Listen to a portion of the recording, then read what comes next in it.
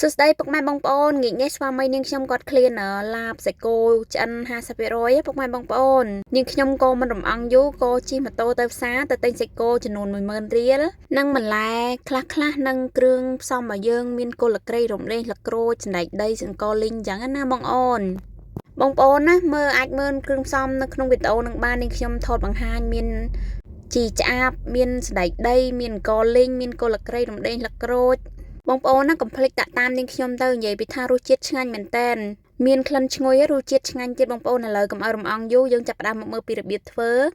សម្រាប់របៀបធ្វើនាងខ្ញុំដាក់ចៀនសាច់គោនឹងជាមួយនឹងប័ររបស់យើងមិនមែនដាក់តែប័រទេបងប្អូនត្រូវថែមខ្លាញ់ប្រេងឆាបន្តិចដើម្បីឲ្យសាច់គោយើងបានឆ្អិនខាងល្អហើយមានពណ៌ក្រហមល្អ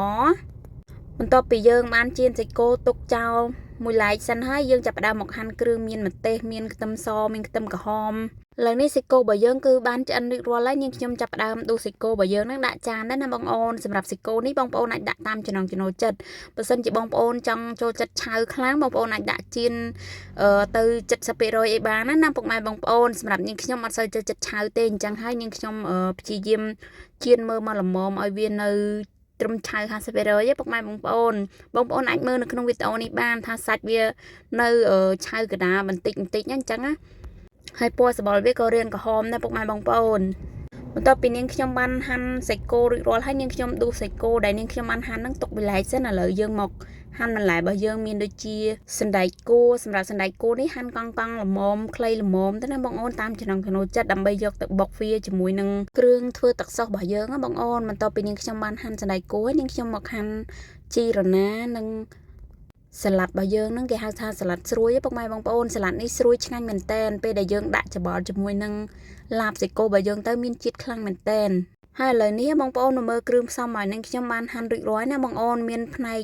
ទុកសម្រាប់លាយគ្រឿងផ្សេងនិងផ្នែកសម្រាប់យកទៅបុកធ្វើទឹកសុសផ្សេងណាបងប្អូនហើយនេះលក់របស់យើងគឺបានរួចរាល់ណាបងប្អូនអានេះគេហៅថាជីឆ្អាបនៅខាងនាងខ្ញុំណាចូលនៅខាងបងប្អូនគេហៅជីដែរបងប្អូនអាចជួយខមមិននៅខាងក្រោមបានណាឥឡូវដល់វគ្គមកបុកគ្រឿងធ្វើទឹកសុសរបស់យើងវិញដាក់ខ្ទឹមស3កំពឹសម្ទេសក្រហម3ផ្លែមានរំដេងមានខ្ទឹមក្រហមរបស់យើងផងដែរបន្ទាប់ពីនាងខ្ញុំបានបុកខ្ទឹមសខ្ទឹមក្រហមគ្រឿងដែលលាយទឹកសុសនឹងរួចនាងខ្ញុំបានដាក់សណ្តែកគួររបស់យើងបុកដើម្បីវាបែកសម្រាប់ទុកយកទៅលាយជាមួយនឹងសាច់គោរបស់យើងណាឥឡូវយើងចាប់ផ្ដើមមកលាយឡាបរបស់យើងណាមាន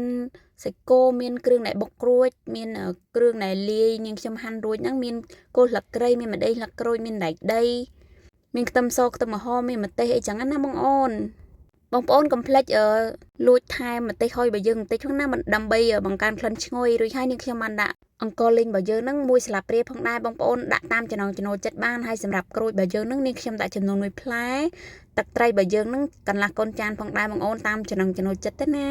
សម្រាប់រសជាតិនាងខ្ញុំនេះគឺនាងខ្ញុំចូលចិត្តហូបប្រៃជូរហឹរល្មមអត់ផ្អែមទេពុកម៉ែបងប្អូនសម្រាប់ហូបមួយបាយក៏បានហូបលេងក៏បានណាបងប្អូន